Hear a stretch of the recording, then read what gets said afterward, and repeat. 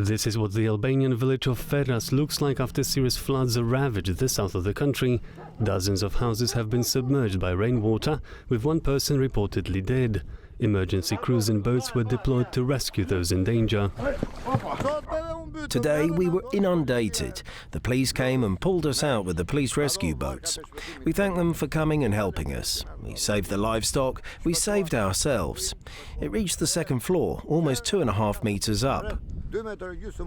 Heavy rainfall also swept through Montenegro and Serbia. In the Serbian town of Majdanpek, people were left without electricity and heating after freezing rain damaged the power grid. We're freezing. There is no electricity. It's cold. The children are freezing. We really don't know what to do, where to go. It is really scary. Other parts of Europe are grappling with heavy snowfall. Hungary issued a red alert, the country's highest warning level, due to the weather situation.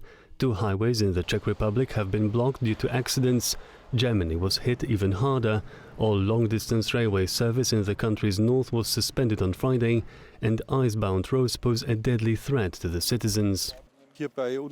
Presumably due to an icy road, a vehicle skidded into the oncoming lane and collided with an oncoming vehicle. The vehicle that skidded was carrying 2 men, both of whom were unfortunately fatally injured in the accident and during the collision.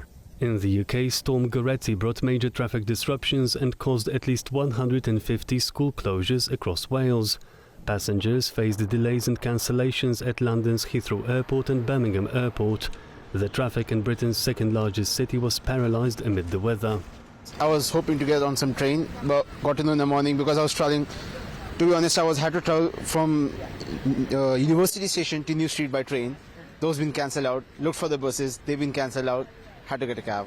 The storm also battered northwestern France. We are indeed facing significant power cuts. As I speak, 82,200 households are without electricity.